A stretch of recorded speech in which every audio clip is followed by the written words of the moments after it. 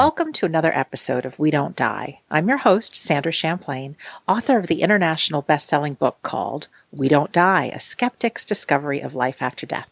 And today I'm very excited to introduce you to a multi-award-winning TV medium, a paranormal investigator, presenter, broadcaster, speaker, and columnist.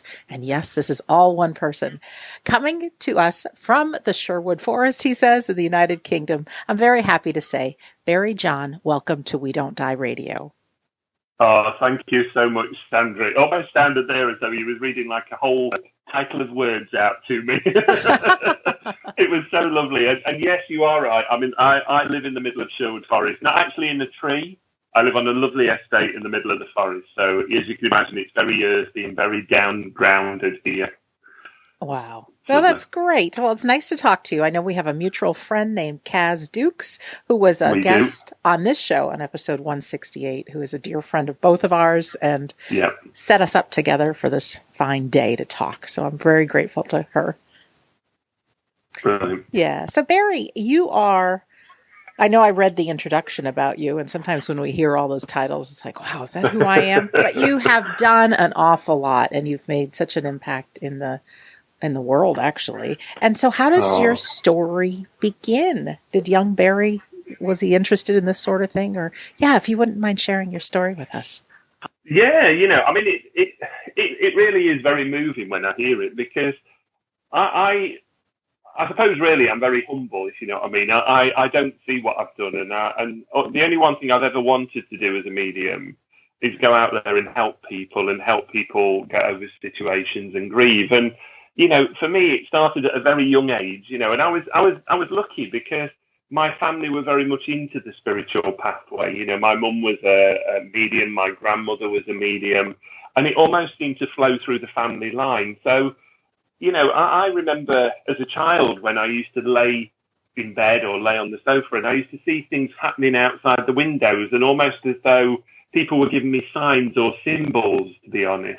And it was it scary? Not really, no, because I think I always knew there was something greater that was looking after me, or there was a greater power there. And whenever we lost grandparents or close family members, I always seemed to know that they hadn't gone forever. They'd gone for that split moment, and within seconds they would come back.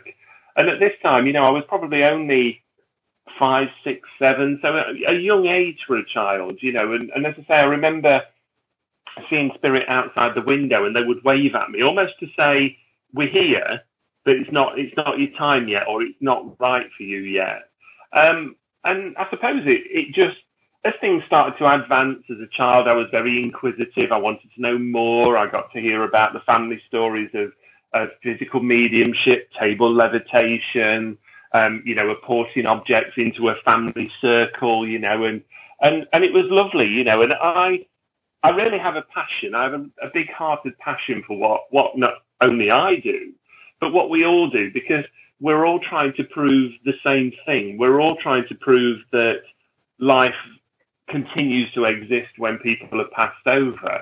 And I remember, it was probably when I was about 11, 12-ish when I thought, actually, I want to start playing around. I want to start doing things. And I started using tarot cards at that time and doing a few readings for like family members or for friends on the street where we used to live on the road.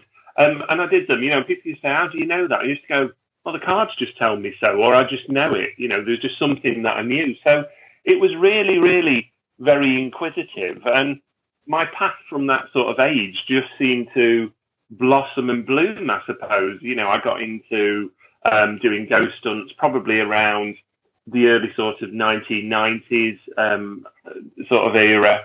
And it just took me from one thing to another. I enjoyed doing them as a bit of, I suppose I'll call it fun to start off with. It was nice going into old haunted buildings and seeing what we could find, what we could detect and pick up. But not only for me, but also for other people that was with us. And, there was times that at that age, I would be a little bit sort of afraid of it and thinking, am I doing the right thing here? Is this the right path for me? Or is this the dark side, which people always talk to you about once you start getting into it, don't they? They're very much they're unsure really of what you're trying to achieve. And even now, you know, I've still got some family members now, and they always say, oh, make sure you do it for the right reasons. And I go, I always have, you know, and I always say, for me, my mediumship for me has to come from the heart, not the head. You know, when I have an emotional tie to somebody who I'm reading as a client, a sitter, or even if I'm doing an event, it has to have an emotional tie, because I think once I've got that emotional link, spirit work with me a lot closer. You know, and I always try to keep mediumship simple. When I teach people, when I train people on workshops, I keep it simple, because I think at times mediumship can be made almost overcomplicated at times. People tend to put too many rules and regulations on it for me, whereas at the end of the day, all we are is delivering the service. And that service is only as good as the spirit world and also the sitter or the client sat in front of us. And I think that's one thing we have to remember. You know, and I've got to be honest, you know, I've thoroughly enjoyed my pathway. I really have. And I've enjoyed over the years helping people, helping them get over situations, helping them deal with situations, and probably, you know, the be all and end all, helping them grieve in situations, because people will come to me, they'll come to you, Sandra, you know, they'll go to mediums, and they really just want somebody to talk to. They want to tell somebody, this is how I'm feeling at that moment in time. And I always say to them, you know, until me as the medium, until I have experienced losing somebody and the loss of somebody, which I have very close to me, you can't actually relate to them. You can't actually link in with that energy, if that makes sense. Yes.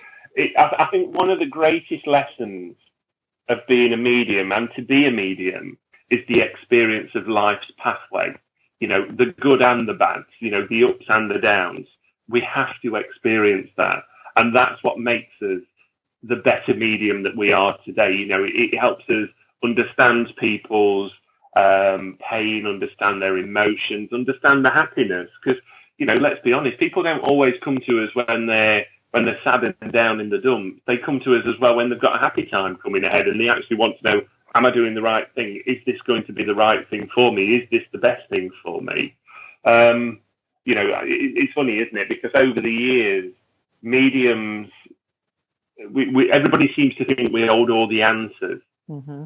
And I don't think we do. I think what we hold is almost numerous routes or crossroads or you know, roadways, whatever you wish to call it, that we almost try and direct people down a little bit. And we say, well, actually, if you go down that one, that's going to be a better road for you. And I don't like people coming to me and thinking that I'm going to suddenly solve all their issues in their life and put them on the right path and say, right, off you go, everything's going to be perfect. Because, you know, you and I know that as soon as the sitter's left us, you know, they could change the whole of that reading instantly within a second. Yes.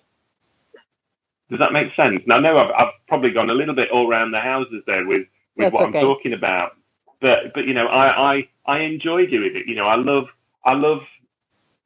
the feedback to people. I love it when people come to us and say, you made a difference to my life. And I think, you know, that's the one thing I've always wanted to do, is make a difference to somebody's life. Yes. I think that's the common denominator in everything I do also. And you never know how that's going to show up. And I'm sure you've had people that were really down, and you may not even know to the extent that they're grieving. And just one message can, change somebody's course of life. That is so important. And I say this to people, you know, sometimes as a medium, you don't need to give people a full reading. You don't need to sit with them for half an hour. Sometimes all people want to hear from you is, don't worry, things are going to get better. And it almost puts them on that positive route then, you know. And I always say, when I'm talking to them, you know, change has to come within.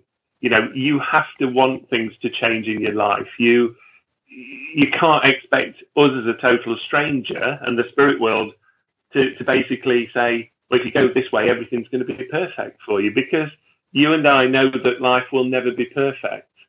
it always has the ups and downs again, you know.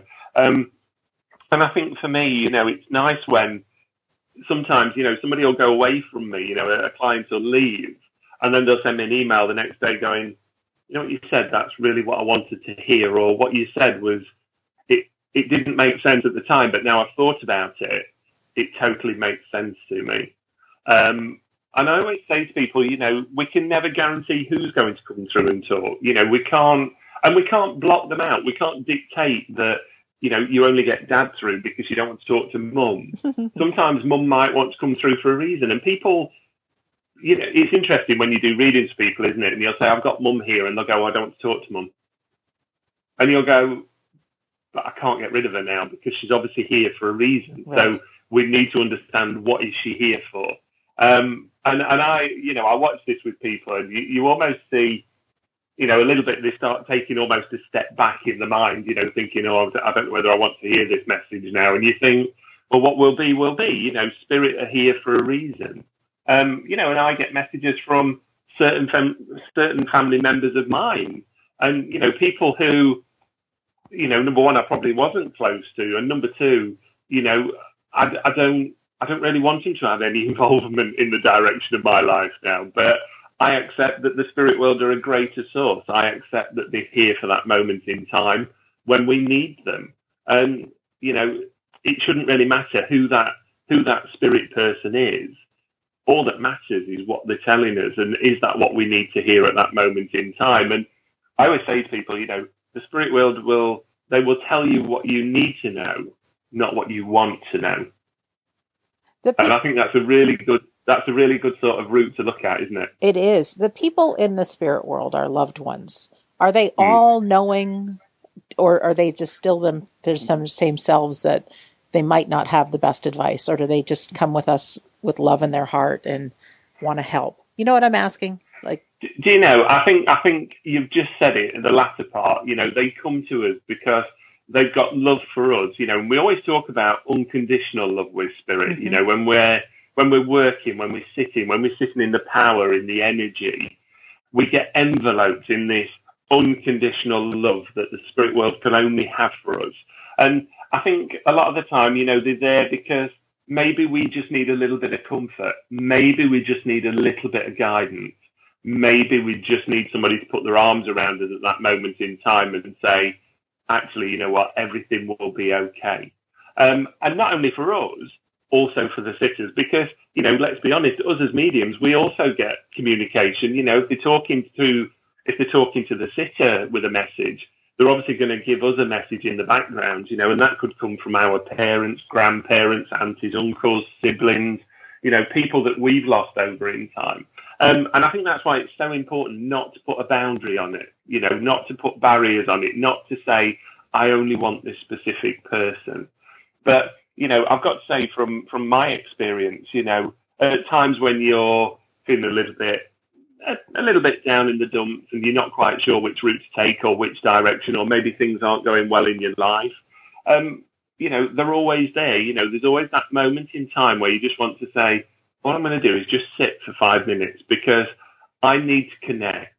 And whether that be connecting with your higher self, or whether that be connecting in an altered state and looking at a trance situation, or whether that be just sitting for spirit and saying, guys, I'm here. I'm a bit confused at the moment.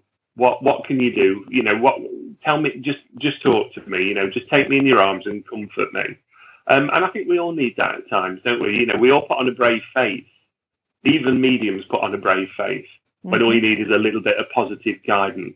Yeah, and that's something we can all do, is spend that 5 minutes. We don't have to go to a medium. We can, I mean, and I have talked to many guests, and that's something we should all practice, is spending a little bit of that time sitting. Yeah, but certainly, you know, and I think, you know, it's interesting, isn't it? You know, I think a lot of the answers that people are looking for, they already know them.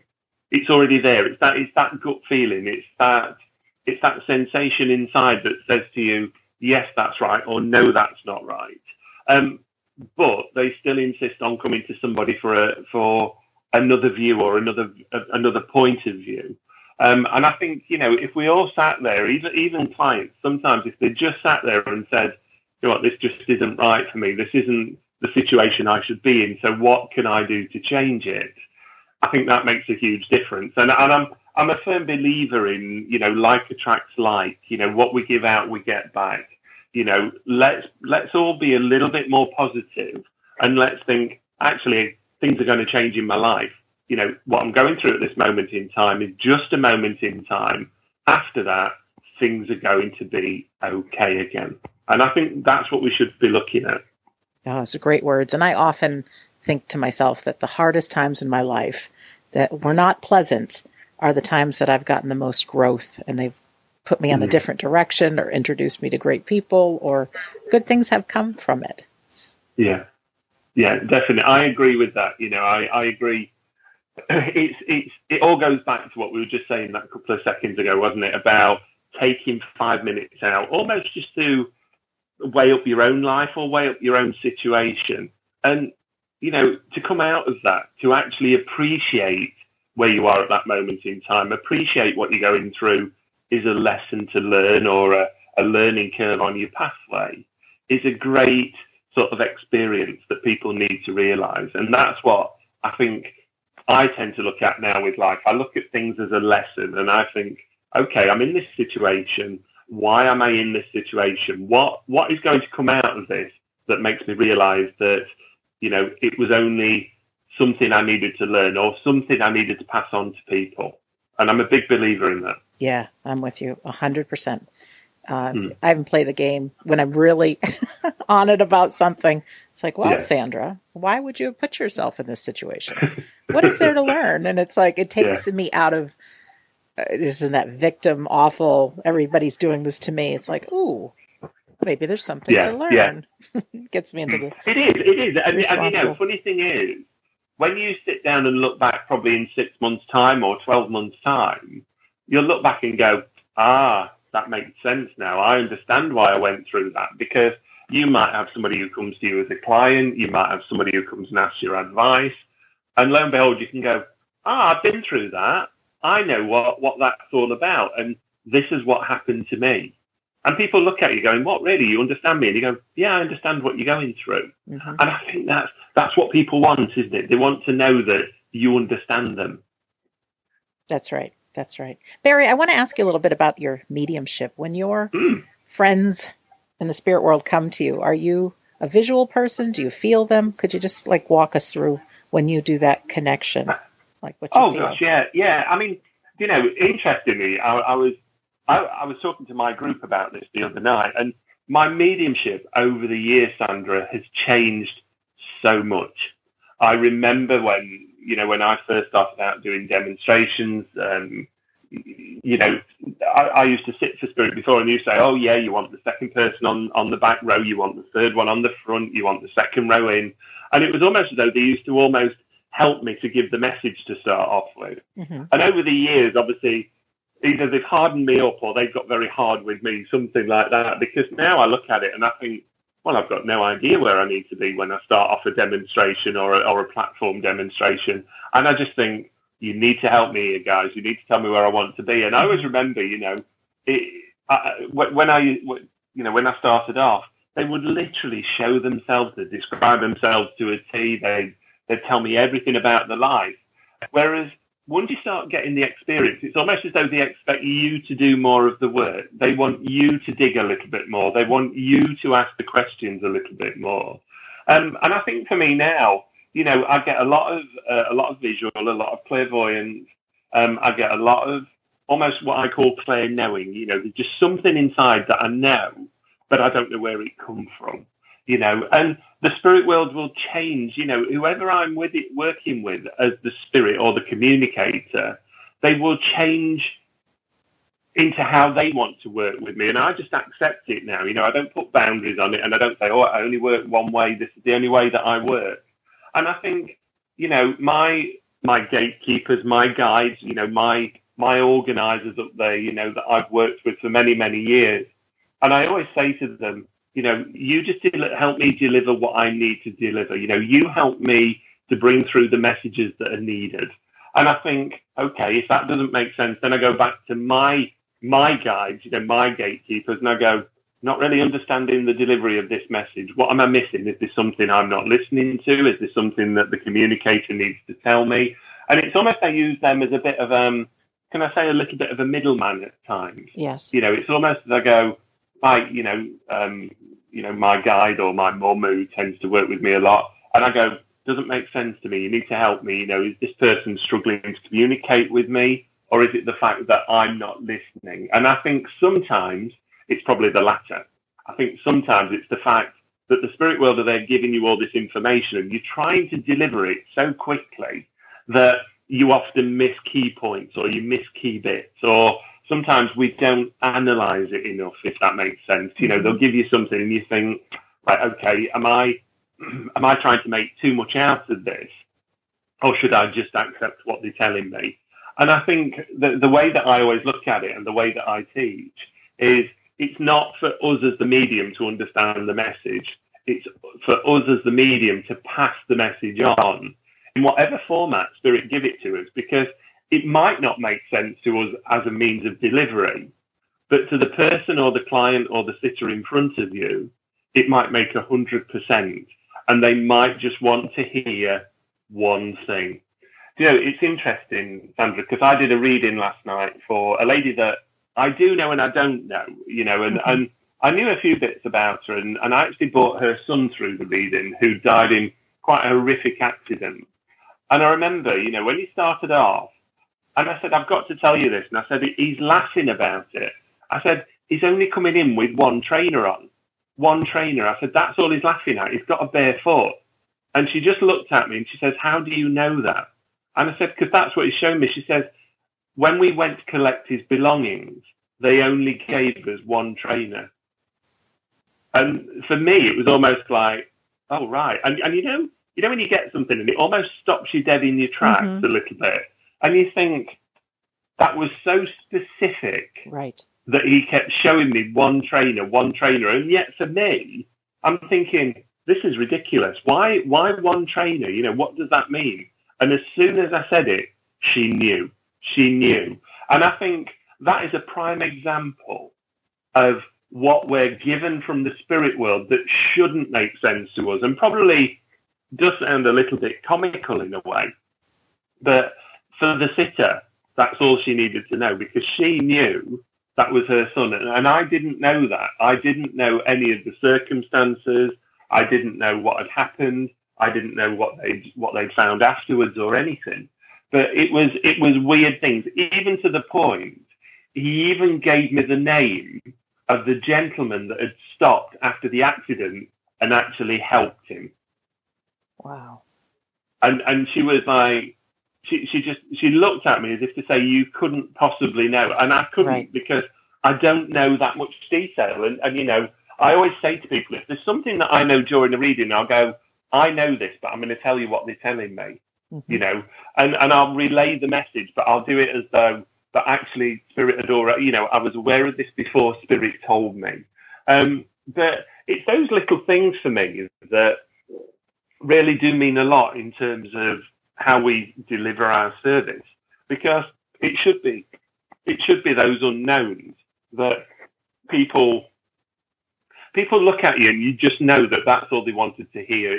It goes back to what we were saying, and I listen to people, as they're developing, and I listen to mediums and they go, oh yes, I can sit and do a 2-hour reading. And I always say, for me, if I can't deliver everything within a reasonable amount of time, whether that be half an hour, whether it be 45 minutes, whatever, I always think then Spirit haven't got anything else to say after that. It's almost as though you'd end up going into like a repetitive mode or repeating what you've already said. Right. And when I start off, when I work with people in my consultation room at home, I always obviously tell them how I'm going to work, and I'll say, right, I'm going to close my eyes. I said, as I close my eyes, I take myself into my altered state. I said, if you need to interrupt me at any time, you must interrupt me. You must, if you want to ask a question, you must ask it, because once I start working with Spirit, I'll just start talking to you and I'll just start giving you information. And I said, that information will flow until the Spirit decides that either they've said enough or actually the Spirit withdraws from me. and I think that is so important for people, because there is so much nowadays about mediums face reading people and watching people's body language, watching their emotions. And I prefer to, sit in my chair. I don't sit facing the client. I actually turn to one side and I look out the window and I just close my eyes. And until I come back round, I don't actually look at that person again. Even if the person's getting upset, the only thing I would say is, there's a tissue there, use it. Mm-hmm. I wouldn't come back round and check. One thing I would say is, do you want me to continue? Right. And obviously a lot of the time they'll say, yes, just continue. But I still won't open my eyes and look at the person. It's almost as though I've got a strong link with the spirit world. They're working with me. I'm just going to work with them. That's the way I'll do it. Well, and when you do telephone readings, you don't have a person in front of you, so you can't look at them. Exactly, yeah, exactly. Because, some people will say to you, it's not possible to do a telephone reading. But, I have regular clients, well, not regular clients. I have clients from America. I have clients from the Middle East. I have clients at the moment in China and Japan. I have clients over in Europe, and it's not possible for me to meet them on a one-to-one basis. But, all I need is a voice vibration. And as I say to them, spirit will travel. Spirit will travel because, and this has been proven to me time and time again, because when I work in the Middle East, for instance, how is it that I can bring through, loved ones who maybe still lived in America or in Europe, but yet I'm working in the Middle East, and people will look at you and go, well, my mum's never visited this, they've never visited us here. Well, clearly they didn't need to, but they have now because, we always say spirit can travel across water. They will go where they need to go. And I think people find that difficult to believe. They find it very hard to believe at times. And it's a little bit of like, just accept that they're still watching over you. And people look at me sometimes and say, well, how do they know what we're up to? They've never visited us and they don't know where we live. How do they know what our house is like when they're describing it? How do they know where the photograph is of them, what they're describing now? And it's like, well, obviously they must have been to visit, they've been to see you. And, where I live, I've lived here now 12 years. And, my mum, unfortunately, never got the chance to visit this house. But I know that she's been. I know that she's here. I know that she described the house to a T to people to say, this is where he is, this is what he's doing, this is what he's got, this is where he's moving things to. And, that's just me as a medium. And I think we all have to accept that spirit go where they needed to be. I love that. Yeah, I don't think they're hanging around the cemetery. And that's not exciting. I think they have their own work and education to continue, but they can be with us in a blink of an eye. Yeah. Barrie, have you had experiences where you've given a reading and the sitter might be, well, I don't know, but then you get a phone call or email afterwards that you hit the nail right on the head? Any of those stories? Do you know? Yeah, you do. Sandra, do you know what? I love talking about these because you'll be sat there and you'll be giving somebody a name and you'll be talking about, I don't know, the dad or whatever, and go, no, I can't take the name. And then they'll go home and they'll send you an email and they'll go, do you know what? I've never thought about this, but that was my dad's name. Because sometimes the obvious things we miss out on so much. It's like, because we only talk about mum and dad, sometimes we actually forget what the name is. We almost just refer to them as mum and dad. And there's been situations where, I remember one lady that I met many, many years ago who's now become a very good friend over the years. And I remember meeting her at a demonstration and I was saying, there's an adoption in your family. Somebody's been adopted. Oh, no, they haven't. There's no adoption in my family at all. And lo and behold, the lady at that time was just doing her family tree. And within a matter of weeks, literally weeks, if not days, she come back to me and said, how did you know? How did you know that there was an adoption? And she found the adoption, and it was actually her dad that had been adopted into the family. And he had never declared it to her because he always classed his mum and dad as mum and dad, when actually they were his adopted parents.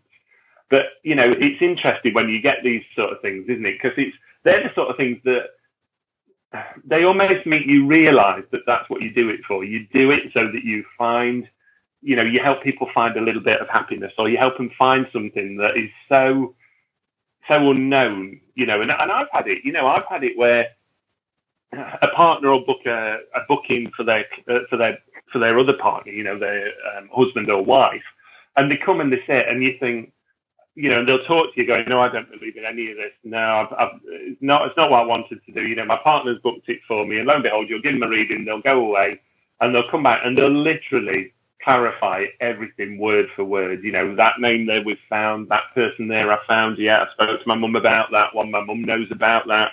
And you're thinking, right, okay. And it almost turns them a little bit, doesn't it? It moves them from the skeptic side to being, okay, well, there's something, but I'm still not sure. I still want a little bit more proof. And it's funny because when I talk to people, I'll always go, just remember, I'm a skeptical medium. And they'll say, what do you mean by that? And I go, because I fully believe, but I still look for proof, exactly like you do. I want the spirit world to keep proving and proving and proving to me that there is more, there is something else. And, I always describe it a little bit when I'm talking to people. I say, you gain a spiritual greed when you start working with spirit, because you want more. You want them to prove something. You want them to prove this. You want them to start looking at EVP. You want them to start looking at, materialization, apporting objects, looking at trance, looking at physical energy and physical mediumship. And, this all develops over such a spate of time that as mediums, we get very greedy and we want it all to be tomorrow. We want everything now. We want, we want to see spirit. We want to know where they are. We want them to materialize. We want them to take us into a trance state. And I always say to people, in time, it will happen. It's a matter of time. And I got asked the other day about mediumship and paranormal, saying, do you think it's changed over the years? And I think it certainly has. I think the problem is nowadays, when we look at it, people don't want to give it the time that it should have. They don't want to sit like we used to do. And even on paranormal investigations, I remember when I started out, and we would sit in a room for 2 or 3 hours and probably not even say a word to each other. We would just sit there and almost like analyze the room, watch what's happening, watch the temperature, listen for noises. And then afterwards we'd go, right, did you hear that? Yeah, I heard that. Yeah, I heard that when that was mentioned as well. And I noticed the room change at this time. Whereas, people watch a lot of entertainment nowadays, a lot of entertainment programs and movies. And they think as soon as they walk into a room, if it doesn't happen within 5 and 10 minutes, oh no, that we need to go somewhere else now. This just isn't, it's not happening. This room's got nothing. Well, it's like, but you've not actually given it time to like present itself to you. You've literally walked in and looked around and said, oh, right, let's go somewhere else. And it gets quite frustrating on paranormal events for me, because I always say to people, you must stand still. You must be quiet. We're trying to listen for things that are happening around the room or in the building. And you always end up with somebody that either starts, rattling keys in the pocket, trying to open a sweet in the pocket. They'll have a squeaky shoe, or they'll be stood on a squeaky floorboard. And you're thinking, oh, please, just be quiet for 2 minutes. But I accept that over the years, entertainment programs, media, TV has changed what we do so much, because people watch a show for an hour and they think, oh, blimey, that's everything that happens within an hour on this old building. Well, it isn't actually. What that is, you're watching a makeup of probably 3-4 days worth of filming, all pushed into a 1 hour show. And it doesn't mean to say that it's all happened at the same time, and I've done it, I've done filming before, and I'll always be open with people about this, where I've gone into buildings and we've sat there for hours, absolutely hours, and nothing's happened. Even on a public event, on a paranormal investigation, we've sat and nothing has happened. And I always say to people, don't be disappointed, because what that's shown you is tonight, spirit don't want to play. But tomorrow night might be very different, and And it almost goes to that point of what I call trickery or fakery. What you don't want to happen is on every event something to happen, because then people get very suspicious. They almost start thinking, was that real, or did they create it, or did somebody intentionally jump out or whatever? And again, that plays a huge part, because I think some people that come on investigations think that it is going to be all trickery and fakery and people jumping out and touching them from behind curtains and things. Right.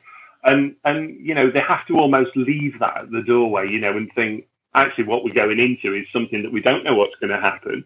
This is a little bit unknown, and what will be, simple as. So I always try and say that to them. Anything that you've seen on TV or you've read on the literature to the building, on the write up to the building, it's almost as though you've got to put that to one side. Put that history to one side. What we're here for today and tonight is to investigate this building as it stands now. I want to ask you, too, as far as ghosts and buildings and paranormal things, could you explain your thoughts as to, like, if you go into a paranormal investigation, could someplace be haunted? Are there earthbound spirits? Are they called ghosts? Is there a dark side? That whole world coming from a medium. Oh gosh, yeah. I mean, it opens up a huge minefield for people, really. Yes, and it I does. think the first thing that I always say is, remember, we've got a ghost and then we've got a spirit. We know that a ghost is an apparition. It's a video recording in time. It's something that'll happen very repetitively. And, we know that from a ghost, because of how it's formed and how it's almost materialized, that there's no intelligence there, and that could be, I don't know, a Roman soldier that walks through the building at 12 o'clock lunchtime every day and never acknowledges anybody. But then on the other hand, when we're in an old building, what we try and get is a form of intelligence. We try and get an element of communication. And I think, yes, certainly there is a point where spirit will come in visitation. I think they'll look at that this was probably their home or their last place of rest, or, this was the place where maybe they was executed, depending on what the building is. Mm-hmm. And that'll be the last signs of recognition. And I always say to people, what we always try and look for is somewhere where there's been almost like a mass explosion of energy. Something's got to have happened that's allowed that spirit to remain there, or that's taken that spirit from that position. Do I believe that we have earthbound spirits? I think that's a really good question, because I think a lot of people get very bemused by this and also very tied up with it. They assume that every spirit that we bring through is earthbound. Well, clearly it's not from a mediumship perspective, because as a medium, when we're giving a reading to people, spirit are in visitation. They're coming in to say, this is the message. There you go. I'm off. I'm leaving you now. I don't need to be here. And I think that works exactly the same on paranormal investigations. I think spirit drop in and drop out. And, if they feel at home there, of course they're going to stay. That's what they knew as home. Maybe they like scaring people. Maybe they like being around the corner and jumping out as a spirit, not a ghost, as a spirit. And maybe that's what they want to continue to do. And we always say, that we can't demand of spirit. We can't force them to do something that they don't want to do.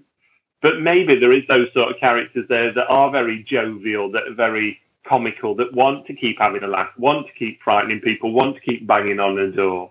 You asked an interesting question there about the negative side, shall we call it, because everybody's always fascinated by the negative. They assume that every time we go into a building, it's all going to be bad and evil and nasty, and things are going to happen to you. You shouldn't dabble with things that you don't know, and you shouldn't play with Ouija boards, psychic circles, anything like that. And I always say to people, remember, when we work and when I work, I say to my guides, whoever's looking after me at that moment in time, you need to look after me. You need to make sure that whoever comes through is coming through for a specific reason.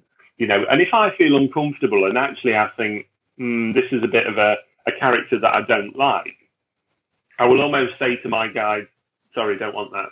That's not what we're here for. But it goes back to that point where it's really hard putting a title on those characters, because I don't believe in the word evil. I don't believe that there are evil spirits. I believe that there's spirits out there that are probably mischievous. I believe that there's probably spirits out there that are probably exceptionally grumpy and moody at times and want a little bit of attention. You know, and certainly if I look at my family members, you know, I had a grandfather that was always probably very miserable, you know, and grumpy and never really enjoyed his life. Oh. But I wouldn't put a banner on him that said that he was evil. I'd just say he just didn't enjoy his life no matter what. But I think it's that real banner that people try and put on things that, oh, if we bring something through, it's got to be negative, it's got to be evil. And I remember over the years working with many, many mediums, you know, and they used to bring things through like demonic monks. And I used to think, well, that's a total clash of beliefs, really. You know, we're talking of something that's quite dark and demonology with actually something that's extremely religious. Mm-hmm. You know, in reality, would you ever get that? No, well, no, you certainly wouldn't. What you might get is you might get a monk that probably resented what he did or resented his position or didn't enjoy his role. But that doesn't mean to say that he was demonic. And I think sometimes, you know, people's imagination when we go into buildings can really run riot. Yes. You know, they can really take over, Sandra. And you know, I've done events at a very well-known location in the UK called the Woodchester Mansion. Beautiful, beautiful building. But the interesting thing with it is originally there was a smaller house on the site, but what you see now is what was being rebuilt or redesigned. But actually it was never lived in. And people go into that property and they're going, oh yes, this used to be a bedroom and this used to be this room and this used to be this. And you go, and in my mind, I'm thinking, but I know that's not right, because there was never a floor in that building because it was never finished. Mm.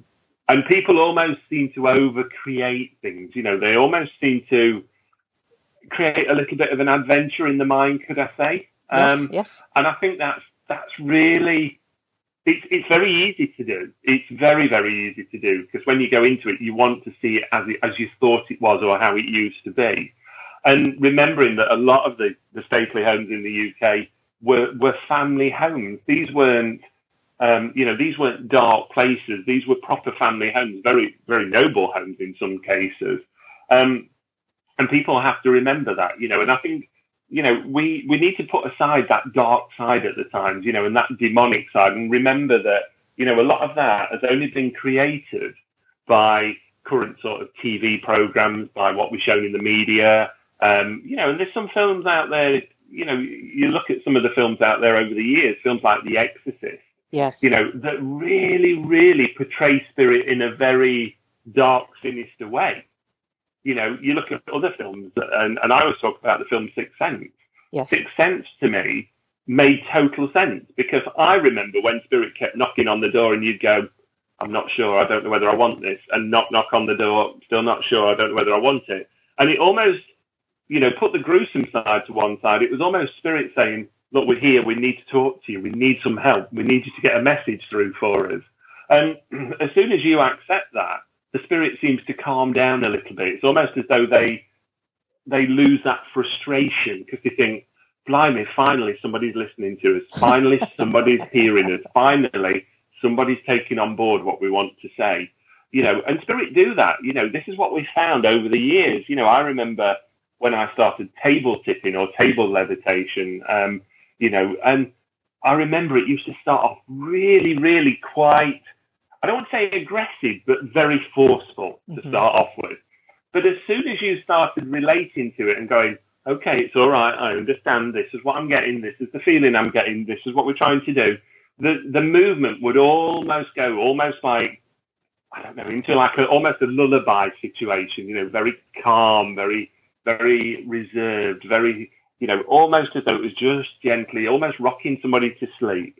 You know, and spirit work like that. You know, you can understand the frustration, can't you? Because it's like, if they're trying to get a message through to me and I'm busy outside in my garden doing something, and I'm busy doing some work, and they're going, we still need to talk to you. And I'm going, yeah, just in a minute. Well, yeah, but we still need to talk to you. Yeah, but just give me a minute. And the spirit world then are almost like, we're determined to get through to him. You know, we need to keep talking to this guy. We need to get these messages through to him. So it does fascinate me, you know. But I think we really, really need to watch how we put a branding on spirit, how we put a title on spirit, and say, actually, it's the spirit world. We know that they're there to look after us and to prove that existence exists, but also we know that they have a form of intelligence. So, treat them with respect. Absolutely. Talk to them with respect. Yeah, and some people don't, though, do they? They intentionally go out there to almost, how do we say this, to almost wind spirit up, if that makes sense. Mm-hmm. And I would say to them, remember, this was once a living person. This was somebody that has emotions, they have feelings, they want to be respected. Think about it in terms of you. How would you want to be spoken to if you were in the spirit world trying to come through to prove something or to give a message? You'd want to be respected. Oh, Barrie. And I always try and work with spirit like that. That's wonderful advice. I remember years ago, I had a huge fear of people. I didn't like to check into a hotel. I didn't like to call people on the phone, to place an order. And then I had ended up taking a course that pretty simply said, who you're looking at is just another you, another person. Yeah. And so I'm getting at that our friends in the spirit world, treat them with respect. It's just another you. And someday we will be there, certainly. Exactly. Yeah. Exactly. And how would we like to be spoken to? Sure. I wouldn't want to be chastised and humiliated in the spirit world. I'd actually want to be spoken to with an element of respect and an element of, intelligence, I suppose. Yeah, just talk to me. I notice on your Facebook page there's a few pictures of you with the great Colin Fry. Can you tell us about your relationship with him, your friendship? Yeah, Colin was a very dear friend of mine, and I'd known him for a long, long time. And we used to exchange stories and little messages together, and over the years we met up numerous times, and he always wanted me to work with him. And I always used to say to Colin, I'm not good enough. And he'd say, yes, you are. And he'd say, no, I'm not. I'm not good enough, Colin. And bless him, I remember towards the latter years when he started getting ill, he rang me up once, and he was doing a show not far from my home.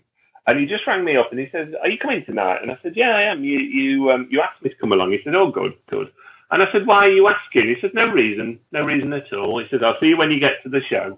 And I remember when I got to the show and he said, I'm glad you've come. And I said, why? He said, because you're doing the stage with me tonight. Oh, no. And I said to him, you are kidding. Yeah, that was it. Because he knew that if he'd have told me before, I would have said no. Right. And I remember, he said, yes, you're doing the stage with me tonight. And I said, all right, great. Thanks, Colin. And that's shortly after that was when he told me that he was ill and that he was struggling. And obviously then on his final tour, I supported him with quite a lot of his public demonstrations. And it was hard to see with Colin because he was a man of such great sort of stature, and it's interesting because there is a photo, and I think it's on my Facebook, and Colin and me were obviously exceptionally different heights. There's a photo of me actually crouching down to have a photo with him on one of them. And I always remember, and it was quite funny, one of the stage shows that we did, there's actually a picture of me, and I'm closer to the camera and Colin's further away. And I think I've actually got my hand out, and it almost looks as though he's stood in the palm of my hand when you look at it. But he was a great man, and he was so spiritual with his ways. Colin was. And I remember I used to ring him up, and he used to go, right, who's upset you now? And I used to tell him, and he used to go, that's okay, you've told me now. Just go and carry on your pathway now. And it used to be so funny with it because I always felt at times as though he was almost giving you a little bit of a pat on the head to say, don't worry, everything's okay now. You just carry on your road, And it was very difficult dealing with him when he was ill. I'm sure. Because he still tried to carry on. He still wanted to carry on for the people. He wanted to keep delivering the messages, And I remember a few shows that I did with him, and we used to stand behind, back of the curtain before we went out on stage, and he'd say, I don't think I can do it tonight. And he'd go, you'll be all right. You'll be okay. And he'd say, I can't do it. And yet, as soon as he went out there, it was almost as though he was overtaken by another energy. Right. And it was like the Colin who behind the curtain was very ill and frail almost disappeared. And it was like, right, this is what I'm going to do. This is how I'm going to deliver the message. And you could almost see like his energy starting to evolve. It almost seemed to bloom with him. and then it got very difficult as he became weaker, I suppose. And I think probably eventually, the spirit world thought we need to withdraw and we need to let this man have his time now, and I've got some lovely messages that Colin sent to me, especially in his final few days. Thank you for being a friend, and thank you for being there when he needed me, etc. And I think it's lovely that I've got those that I can look back on, and I've got a couple of items that were Colin's that will always stay with me and will always be part of me now, and they're personal effects, but it's. Yeah, he was a great man to work with. I need to say that. He was a pleasant man to work with. We had some laughs. We had laughs on and off camera. We loved it. And whenever one of us was on stage, the other one was always in the dressing room listening to it. And it was nice knowing that he'd come out of his dressing room and he'd nod at you just to say, "Well done, you've done a good job there." And you used to think, "Oh, thank you. I needed to hear that." And vice versa. Colin liked to hear that after doing the demonstration as well. And I remember, both of us were probably very similar, because I always come off of a stage or a platform and I always say to the spirit world, I could have done better for you there. I could have delivered something better. And Colin used to do the same, and I think probably that's one of the things we had in common. We used to almost come off of doing a demonstration and almost beat ourselves up to say we could have done it better. But, I think that's a good thing, because I think for the spirit world, I think they look at that and think, what, they know that they can do better next time. What we'll do is we'll help them do better next time, because I don't think you ever get to that point where you're 100% confident, you know everything 100%. And I think that's good. I always joke with people. Yeah, I always joke with people, Sandra, before I go out on a platform or a stage, if somebody said to me in those 5 minutes before I can go out, you can get in your car and go home, the nerves inside of me would say, get in the car and go home. I know that feeling, not from that, but just from other things. And I want to ask you too, did Colin was a great physical medium as well as a mental medium, evidential medium. And my passion currently, as we talk here in 2018, is to study the world of trance and physical mediumship. Yeah. And I love it. But did Colin ever share from those days some of the stories from being a physical medium? I mean, I know that's a giant question. Yeah. But no, he did. And I mean, I've got to say, I agree with you. My passion now is trance and physical. That's what I'm sitting for now, and we have a regular group that sits. And wonderful. Colin used to portray a lot of the stories. He used to tell us, he used to tell me stories about how the spirit world had he'd be tied up, but they'd literally undress him in his chair and leave him tied up still, or they would take him out the room and put him into another room, And I remember, when Colin passed, there was a big picture of Magnus that he had, and Magnus was Colin's guide. And the picture, the family asked me to look after it for a while, and I did. And I actually brought it home and put it in my consultation room where I see my clients. Mm-hmm. And it was so hysterical, because every time I used to come downstairs, Colin used to be stood in the doorway. And in the end, I said to the family, you've got to take the picture back, because I said, I can't get him out of my house. It was almost as though he was like, that's where I'm staying put. But he used to share some fantastic stories with it, about, like I say, how the spirit world used to take him through a locked door and put him in another room and leave him lying on the floor while all the sitters were still in the locked room. Lo and behold, they'd turn the lights on and no Colin, because he'd been taken outside the room. I remember seeing his psychic trumpet, and his psychic trumpet was so battered and bruised over the years because it had been dropped, it had been fallen, it had been passed around the circle, and it was lovely, and he always kept that for years and years and years. He kept it, and it was always in a lovely wooden box on the side. And I remember he showed me once some hands that they'd had materialize in the circle, and they'd actually managed to cast the hands into a cast. So you could see these hands that had actually materialized, and the way that they'd then gone into almost like a quick setting sort of, I don't know what you call it, a quick setting resin or cement of some kind. But the hands had formed, and it was phenomenal, watching it, thinking, this is true physical mediumship. This is what we need to get back to nowadays. And, we need to get people to sit for physical again. That's my view. Yeah, I'm totally aligned in that. I've had a few episodes with Scott Milligan, who's a present day physical medium. Yeah, and that's where I met our friend Kaz. Fantastic medium. Yeah. Yeah, Scott is a fantastic medium and a very, very dear friend, Scott and Darren, I think they're, yes. He is such a modern day, how do we put this, a modern day medium that really wants to show people how to do it and do it properly.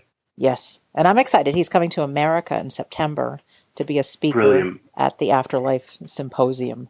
And for anyone who this might be their first show with us, you might not have heard the term physical medium before, but a physical medium is someone who, in a circle in a darkened room most often, can produce a substance called ectoplasm, and our loved ones can actually walk through it and become real again.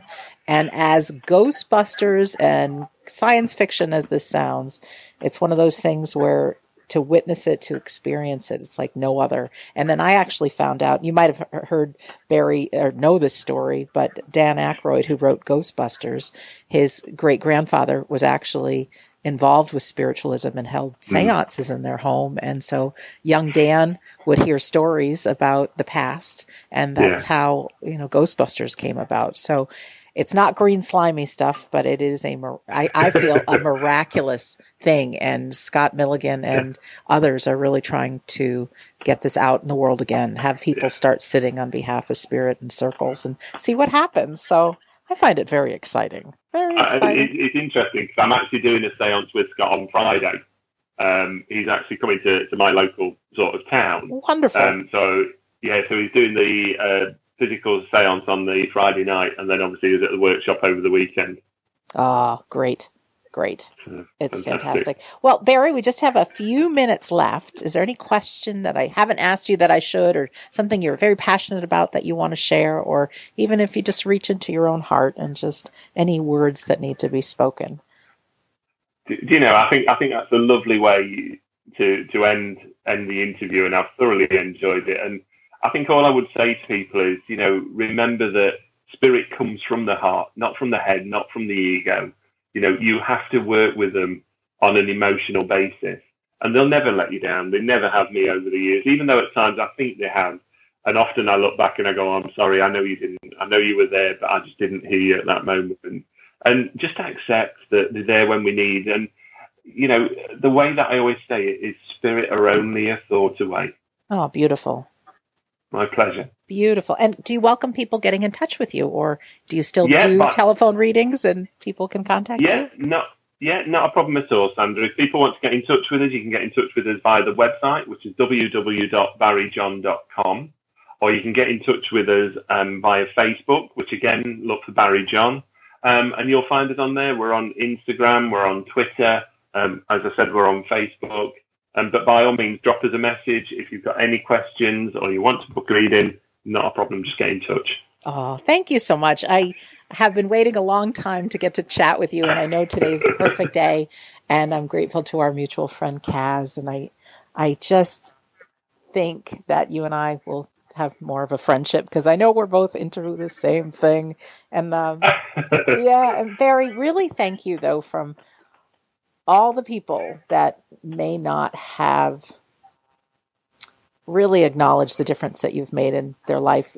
It's interesting. I hear from people that have had near-death experiences, one common denominator is when they do have their life review, they see the difference they've made in the world and they see the ripple effect. And I just know in my heart that you have made a profound difference in so much healing and giving people hope and faith and comfort. So thank you from all the voices that haven't verbalized it, but a huge thank you for who you are for the people on Earth. Thank you very much, Sandra. I've thoroughly enjoyed it, and I hope we speak again soon. Yeah, I know we will. And for our listener, thank you for spending the past hour with us. As a reminder, Barrie's website is www.barriejohn.com. Our home base for this show is WeDon'tDieRadio.com. This is now episode 256. Yes, we have 256 hours of really incredible interviews and conversations about not only why the afterlife is real, but also how to have a powerful life. And we're here to help support you on having your dreams fulfilled. We're here to help you through grief and just to have a great life. And if you're interested in that whole kind of thing, feel free to join our Facebook group. On Facebook, you just type in We Don't Die Listeners, and it is a closed group, so you can share your heart out. We are here to support. And I did mention that Afterlife Symposium. To find out more about that, there's, I think, almost 40 different speakers that will be in Scottsdale, Arizona, September 13th through 16th. Go to afterlifesymposium.org. And even if you can't join us, just check out some of the speakers, because there's some people really up to some great things through science, through medicine, through mediumship, and all different aspects, really about the continuity of life even after our body disappears. So in closing, my name is Sandra Champlain, and I'm always delighted to be your host on We Don't Die Radio. And I do believe that life is an education for the soul, and that your life here on earth is important. And remember what Barrie said, spirit is only a thought away. You don't have to go visit a medium to connect with them, and you can simply take a few minutes and clear your mind and have love in your heart and reconnect with your loved ones. So I want to thank you for listening, and we'll see you soon.